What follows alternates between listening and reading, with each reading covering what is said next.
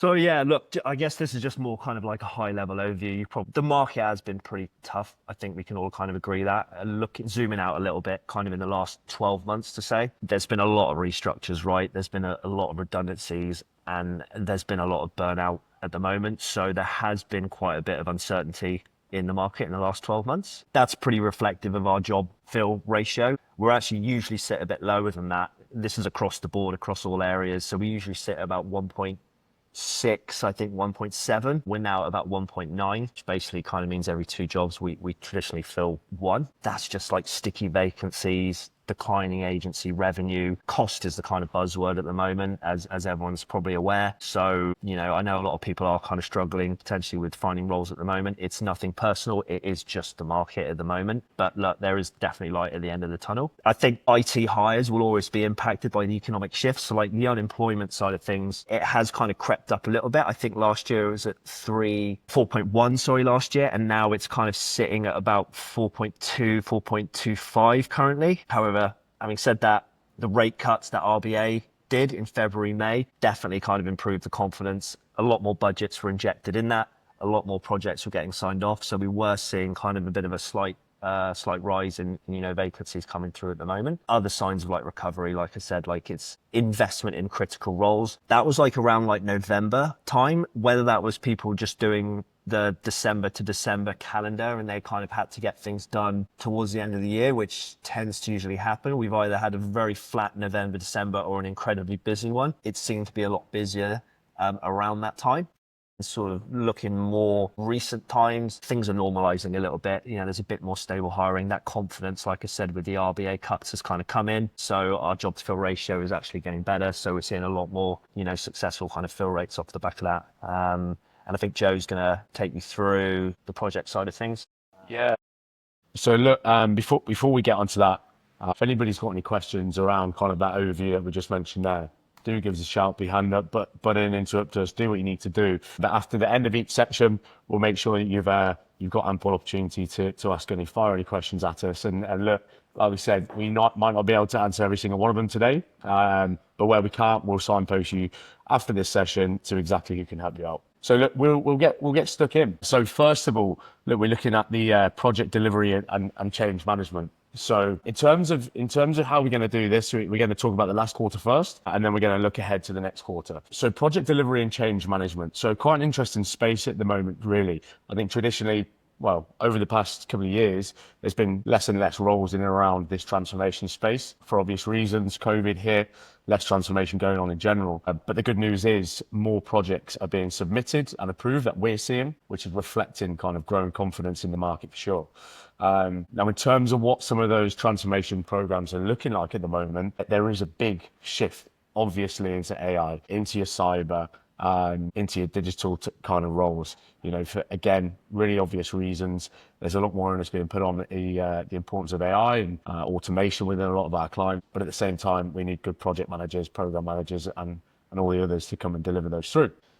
So in terms of the increase that we're seeing across this space, in particular, if we talk about project management, program management, and product management here, we are certainly starting to see an increase in the amount of roles that are coming through. Again, teams are looking to scale really quickly where they have got something that they've been approved and looking to push ahead with. So looking ahead to the next quarter, you'll see the back end of last year or the back end of last financial year start to pick up, which pulls through into this quarter here. So moving on, looking at this quarter, I think a lot of people kind of expect budgets and the tap to just turn on as soon as July hits. Not necessarily the case. But that we have seen a strong start to the financial year around budget signals. So effectively, the way we have touch points with our candidates and with our clients on a daily, weekly basis, we are starting to see the trend taking upturn now in and around kind of budget signals pointing towards transformation projects kicking back off again. Look, in terms of some of these signals that we can see, 6 to 8 month rise in architecture hiring suggests that upcoming project demand is there. Look, not going to say it's definitely going to be alive and kicking straight away, but again, there is certainly budget and there's certainly opportunity to be had across this space. Now, in terms of kind of the skill set that people are looking for, very much in a position where Clients are being a little bit funny sometimes in looking for specific delivery of specific things, which can be a challenge for us, but at the same time, given the fact there is a good amount of candidates out there in the market, it's a battle we're having on a daily basis. So in terms of kind of job seeker versus hiring challenges across this space, look, this is where we found. So skills in demand, definitely data-led decisioning. So everything that can be quantified, absolutely kind of projects that are kicking off. Cloud and integration and ERP are three of the examples across that. In terms of hiring manager challenges, seeking approval to hire is still mundane. People want to see return on investment. People want to understand bottom line as soon as possible. Candidates being lost due to lowball offers, or sometimes just look the length that some of these hiring processes are taking, which is again where we come in as a business and kind of as individual consultants to provide that insight, to be able to guide, to be able to advise some of our clients across that. Look, if there is any specific question across this, Karim is your best person to speak to, which I'll signpost anyone to after this. Now, look, moving on into my world. So as many of you might know, I work here looking after the HCM desk here, non-SAP and away from the SAP teams. In terms of last quarter across HCM, so UKG Pro demand surge for obvious reasons around Workforce Central. Now, there's been a lot of talk around this transition, this transformation. We've seen early stages of the year, businesses really climbed into finding good UKG candidates to fill out their project team to make that essential transition as smooth as possible. But now we're starting to see that area die down a little bit. Transition has shifted from optional to essential for a lot of those different systems that we're working in here. And again, I can talk you through some of those reasons in a minute. This quarter, UKG Pro talent is harder to source. A lot of the teams are already filled out now. Any teams that are hiring in this UKG space, in particular for this sunset transition, generally, stragglers, some of the organizations that might have not have been ahead of the game at the start of the year that are just playing catch up now. In terms of Dayforce, look, Dayforce is a bit of a beast at the moment. They have started to push out to their clients that are on Ceridian, Procedure, around the transition over to Dayforce becoming mandatory rather than an option after they acquired them back in 2021. And with that being said, they're also sweeping up a number of different projects along the way. Workday remains busy as ever. That's always going to be a busy area, right? I think they're the biggest beast in around the HCM space. But with that comes a lot of consultancies taking ownership of these massive flagship projects and programs, which means that sometimes it's harder to access. So again, look, some of the challenges we're seeing across that space, bear with me here. Excuse me. Candidates are increasingly pigeonholed into specific HCM ecosystems. We're seeing more and more clients say, we want Jimmy to be working on exactly the same project as we're working on, or we want this person to have exactly these particular skill set, which means that some of you guys that want to be specialists, happy days. Some of you guys that want to try a variety of different HCM ecosystems and actually different variety in your role are finding it harder and harder. Again, that's just because the amount of candidates that are sometimes out there looking for new opportunities. Clients can sometimes take advantage of that. In terms of the hiring managers and skill set they're looking for well-rounded people who can work across both functional and technical side. I'm having a lot of conversations, and I put it on my LinkedIn a fair bit actually, around more and more organizations having real good systems focused people, not so good on the business side, or vice versa. I know it's a little bit cheeky. There's a little bit of a two-in-one situation going on at the moment where a lot of our clients are looking for those people who've got both for maybe the price point of one person. But at the same time, look, if you do have techno-functional skill set, make it aware, make it as highlighted as possible within your conversations you're having with us, with the clients, et cetera, because you guys are certainly in demand right now. So before we move on to business analytics, has anyone got any questions across HCM or HRIS? I'm happy to answer those questions now, or we can take it offline. Business analytics. So look, this is our good friend and consultant Karim's desk here. So look, really positive news on the BA side of things. Strong demand for BAs across the last quarter. Market has of course been flooded with available candidates who may have been on the bench or not quite involved in anything for the last couple of years. But look, there has been a lot of restructures and these people are now starting to slot themselves into holes and gaps where there's been some demand. June saw a bit of a dip due to end of financial year planning, same as always. Strong engagement and forward-looking hiring plans are there. We're speaking to a lot of organizations that are building really big business cases right now at the moment for programs in the pipeline. So look, in terms of the business analytics space, moving on to this quarter, we're looking fairly strong. So continued high demand across BA resources, clients prioritizing BAs actually more than anything to kickstart some of those programs of work. Again, business case development is huge right now at the moment. The better the business cases are for these organizations, the better the return on investment potential, the better the opportunity for you guys to slot yourself into a big, large scale transformation program. Look, Karim's noted here, BA market is the busiest we've seen for 12 months. So absolutely, if you're not out there at the moment exploring opportunities in the BA space and you are a BA or hold that BA skill set, and you might be struggling somewhere else, absolutely get out there and figure out, what is out there for you, because there's certainly opportunity. Increase of a number of perfect fit roles for BAs. Again, similar to what we said there. Some of these highly specialized niche BAs are the ones that are winning at the moment. Businesses are looking for people to come in and hit the ground running. I know that's a bit of a cliche thing, but genuinely, because of the amount of candidates that are out there, it's becoming more and more competitive. There are people that can do that. And then look, in terms of the day rates, we're seeing a little bit of an increase in that space again. Supply and demand is there. So look, day rate increases could be on the rise looking ahead to next quarter. And then finally, in the BA space, we haven't got any challenges in this space. But look, that's just a little bit of a real high level overview of some of the areas that we're working in across HCM and project delivery right now. So look, I'm going to pass back over to Leno to talk through the remainder of the slides. Cheers all. QA side of things. QA's Karim again. Karim may seem like a busy man, but he's kind of full within his area. But I sit opposite Karim, like he's very busy at the moment, so there seems to be a fair bit going on in the kind of QA space. More, it seems, across some of the financial institutions that we're kind of working with at the moment. Again, like QAs are very kind of like project driven at the moment. Projects being signed off with the new financial year. I know it's early doors, but some people obviously got their ducks in line before, and there seems to be a bit of a surge in this area at the moment. But look, in terms of a few roles outside of the financial institution, it seems to be more on the permanent side of things, similar to kind of the BA side of things and across the board in general. Like, I feel like gone are the days where people just needed like a kind of good QA, for example, or across anything. And it needs to be sort of a lot more specialized, where the managers are getting a kind of a lot more picky and a lot more kind of, I don't know, someone's breathing down their neck that they need to kind of get the specific person with the specific skill sets and the specific industry. But people need to be a lot more kind of highly specialized at the moment. Having said that, there does seem to be an increase in the QA side of things from like a leadership point of view, whether that's kind of like a classic kind of top-down build approach where you get the lead QA and then you build the other kind of automation engineers or whatever underneath that. That's probably what we're seeing at the moment. So we'd imagine more of those kind of junior level potential roles coming in. Having said that, offshoring seems to be the thing across the board. It's not an exception in the QA side of things either. Testing functions are being offshored quite a lot at the moment, but what people tend to be doing is to keeping those kind of tech leads or leadership roles onshore, just to act as that kind of interim and kind of communicator, just to have someone who I guess more kind of sits on that kind of more design layer to be on site, and then they kind of offshore more of the kind of push work and engineering work on those offshore capabilities. So that's kind of what you're seeing at the moment,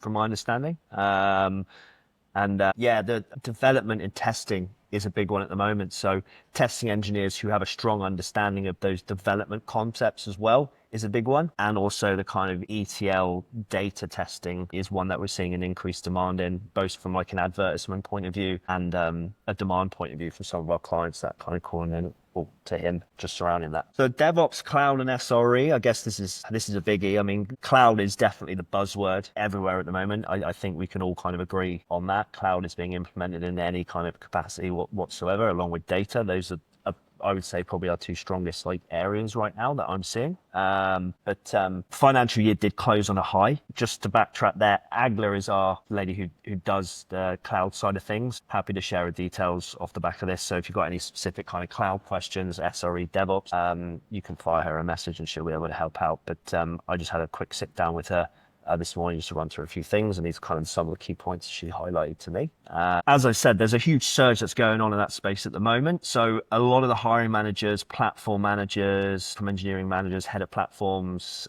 there seems to be a huge like push by the end of financial year 2026 for cloud adoption. They're saying about 10 to 15% by the end of this year, and that's to do with spend.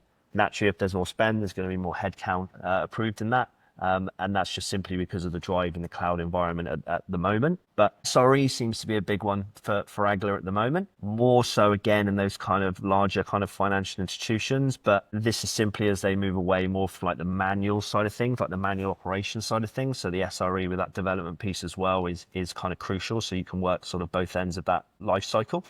And also, I guess the demand, what she said is cloud engineers and DevOps engineers who understand those high level kind of architectural concepts. Not to say that roles of engineers, they're trying to get like a 2-for-1. I think just ensuring that cloud and DevOps engineers are able to understand and work against the designs of those kind of architects, cloud architects, infrastructure architects to create kind of, I guess like above par, cloud programs or optimizations or delivery pieces, whatever they want to do. But there seems to be a huge like solution design piece to bridge that gap between them. There'll always be a separate need for the architecture and engineers, but that understanding at that architectural piece is just crucial at the moment. Integration is a big one. And this is probably, so integration architecture are my kind of two core areas right now. And there is a lot going on in the integration space at the moment. I think just companies are adopting definitely more of that kind of API-led approach. I know that's kind of been floating around the kind of last,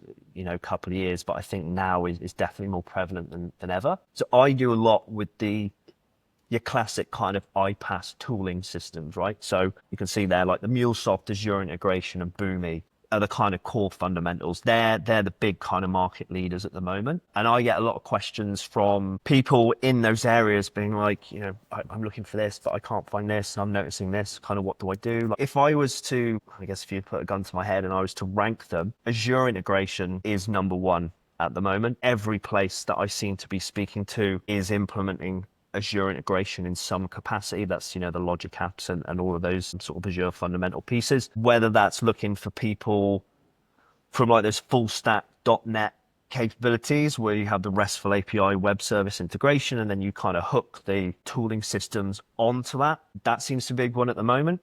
That's probably just down to a skill shortage because you can kind of get DevOps engineers who do Azure integration, but where they people seem to be doing well is the full stack .NET engineers who then plugging in that Azure integration piece as well. Why everyone's going for Azure? It's So MuleSoft was always a leading partner, but I just think we can all agree they're so damn expensive. I think a lot of places are leaning more to the Azure side of things, especially if they're like a .NET house or they do Dynamics. I think they all just want to kind of like package it up into like one vendor like Microsoft and it's just easier. MuleSoft, so MuleSoft is probably my biggest area. This is the core area that I've been doing probably for the last probably 8 to 10 years. MuleSoft's an interesting one at the moment, and it does just boil down to like cost. And I think that's why a lot of people are kind of swaying away from this potentially a little bit more. Like MuleSoft's obviously based on Java, so similar kind of concept with Azure. Java full stack engineers, RESTful web service integration, then they hook the MuleSoft tooling platform.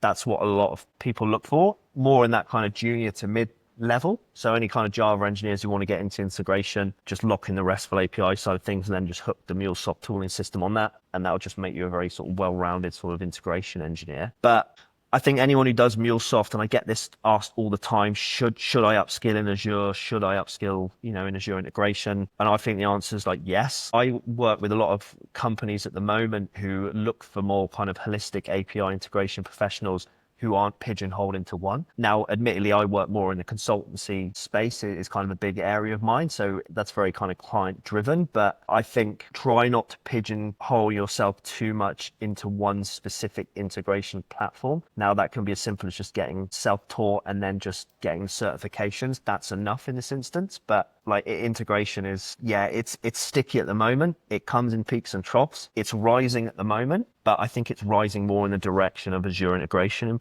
in more honesty than anything else. But yeah, I realize I've just talked quite a bit on that specific point. Kafka as well, low code, no code. Building that on top of Kafka so you don't have to dive into the complexities of like Kafka APIs. But yeah, the Kafka seems to be a big one as well. I think that's just more like the event streaming, more kind of customer focused real-time integrations. That seems to be a big one at the moment. Yeah, demand, and Kafka's pretty niche. So if anyone can get Kafka under their belt from an integration point of view, that's going to be a big one also. But look, in terms of the process, there are a lot of MuleSoft integration people looking at the moment. It's slow decision-making process, budgets. Like I said, I do a lot with consultancies, so they're driven by the end user. You can only kind of go as fast as the end user does at the end of the day. It is causing a lot of people to kind of move away from that. And I am actually seeing quite a lot of people prefer like end users than consultancies, whether that's just they have more runway and more say as opposed to like mini project deliverables. I'd imagine so. People just don't want to be on the bench, potentially, which consultancies can happen. Architecture. Yeah. So there's so much talk on architecture as well. Architecture is an interesting one. I had a good conversation yesterday with a couple of like heads of, and I think last year was really interesting for architecture. So architecture can go up and down, as we've seen that. There's either loads of people looking or there's not a lot of people looking. There's loads of people hiring or there's not a lot of people hiring. It seems to be very kind of off kill. I think good news is that it is on the rise at the moment. But last year saw a lot of kind of CEO, C-level people joining companies. That looks great on paper, but I guess it depends if that person's operational, technical focused, and that really, can have an impact on the architecture side of things. Someone's operational, architecture is a very kind of high cost function in general. They're always the first to be in the firing line in terms of like reducing cost. On the flip side of that, if someone's from a technical point of view, they look at the value of investing in an architecture space, because if it's not done properly, 2 to 3 years time, the architecture is not done properly, you're going to have to rip it out. Nothing's worse than building against poor architectural designs. So it really depended on who kind of came in at that top level, and it fluctuated quite a lot. Now, I guess there is a rise in the architectural side of things. The end of financial budget spend probably did like aid that, I guess. Headcount approval was hard to get approved towards the end of last year, but budgets were there. Hence why I saw a lot more of the contract side of things pushed through. It's obviously a way to get around the headcount side of things. On the flip side, now the financial year has come in, starting to see an increase more on the permanent side of things.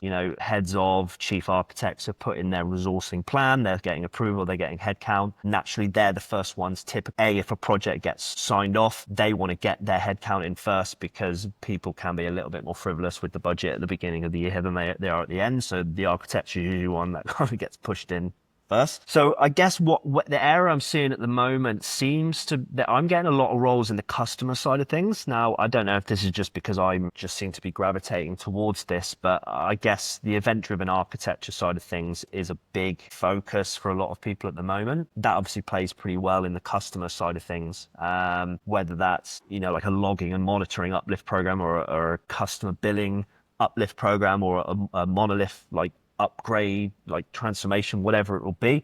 There seems to be a huge focus on the customer side of things. So architects within that space, there is a big kind of drive for that at the moment. Like I said, if they've got a techie COO who wants to invest in that, I've got companies who are hiring 4 or 5 architects right now, specifically in the CX space, and that seems to be across a number of places, not just specific to any certain industry. So there is a fair bit going on there at the moment. Having said that, there are a lot of architects that are on the market at the moment because of that kind of peaks and troughs. When one person's hiring, another person is letting a lot of people go with redundancies. You've probably seen what's happening with ANZ, and Xero obviously had a few things going on with them not that long ago where they got rid of everything. There are people in the market, but it is an interesting one. I always get asked, good architects, like I've applied and I thought I was right for the role. Why didn't I get it? My advice is stick. So if you worked in a utilities background, your core focus should be applying for a utilities role, because I feel like gone are the days of getting a good architect who can just go into an architect role and do it.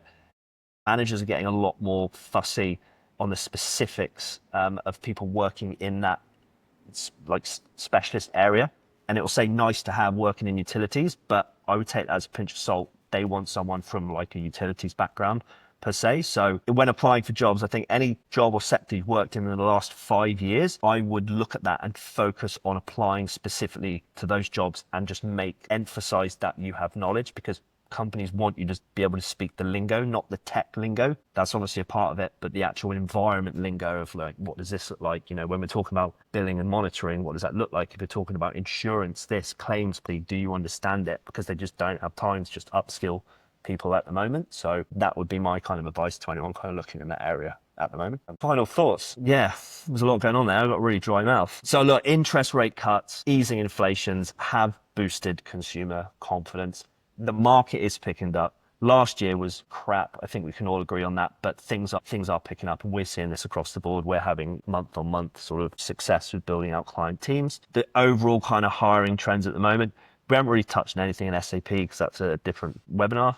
But data, cyber, cloud, and just overall general transformation seems to be the big ones at the moment. And the general outlook is, yeah, we're feeling good. Project pipelines are there. It's still going to be slow. People are still putting in their resourcing plans and everything, but I'm saying that should be done probably in the next kind of few weeks. And then you'll start seeing people going to market and hiring roles across any of the areas that we've discussed there. So yeah, thanks guys. Yeah. Is there any questions?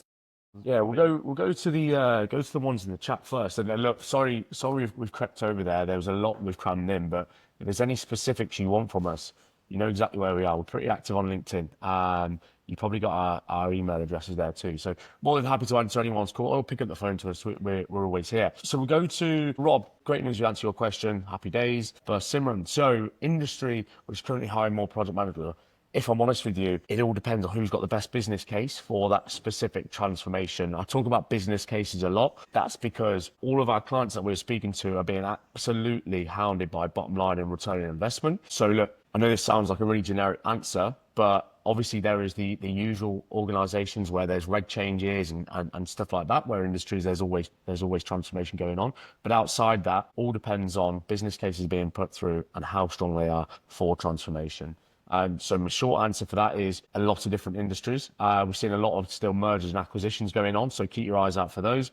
We know when there's mergers, acquisitions, there's projects to be had. So no specific industry you'd be looking at, but I'd probably take a leaf out of Leono's book there, where he says, if you've worked in one specific area, go and have a look in those. Go and have a bit of a deep dive to figure out who's doing what in those spaces. And if we can help you out with any insights across that, then we absolutely will. A couple of other questions there, Leno. I don't know if you wanted to take them offline or whether you wanted to.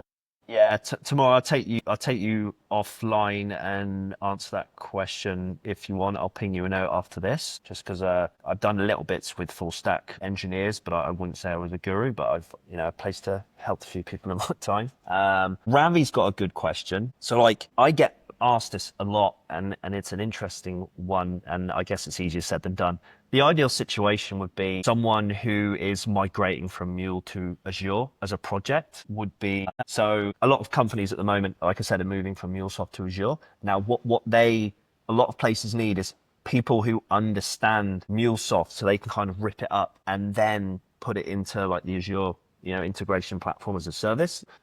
That's obviously, I know, easier said than done. That would be the ideal, because then you're still potentially could get the role because you've got the MuleSoft skills, but you're kind of disassembling it and then making it into the Azure piece. Another area is potentially looking at consultancies that do MuleSoft and Azure, because what I'm seeing is there seems to be a trifecta at the moment with consultancies where they do Boomi, Azure, and MuleSoft. If they bring someone in, say on like a MuleSoft project, they can expose people to those Azure pieces as well. So working in more of kind of like an intimate environment where you've got that, dual offering capability, they will be able to kind of upskill you in those Azure pieces also. So a lot of companies are willing to do that. API is API at the end of the day. If you to a degree, if you understand the designs, if you understand the concept, you understand the modern principles that come with it, you can turn yourself to kind of other API tooling systems. But I know what you mean. Like on paper, if you've got X and you apply to Y, it can't match up. But I guess trying to get that exposure to maybe some of the smaller consultancies that do those dual offerings would help you have a leg up basically in the Azure piece if you're looking to upskill, and that would be. But look, I would also say if there's any specifics you want from us, we're all ears. Ask us. We're all about adding value. We got a couple of late runners in here. They're similar, all good. Yeah, shout if you need to. We're here. And then the other one's for Ravi with you, Lena. A MuleSoft architect, excluding super. So as a base, good Muley architect, I would say would be probably minimum 180. 185 plus super. It depends. Like consultancies will pay a little bit lower, but like I said, you will have the exposure to those other technology sets. End user will be probably looking around that 185 plus super would be where I'd kind of, I think that's it, eh? Yeah. we'll give you your afternoons back. But look, cheers, Yeah. cheers for jumping on, everyone. Like I said, we are all about value, so feel free to reach out if you need any insights. You're hitting any challenges, you're hitting any roadblocks. Absolutely, we might not be able to advise you straight away, but we'll certainly find someone that can help you out. So look, thanks for your time. Have a good week ahead. Yeah, hope the weather's a bit better than what it is in Sydney, wherever you are at the minute. Nice one. Yeah, nice one. Cheers all. Thanks, guys. Catch you later. Have a good one.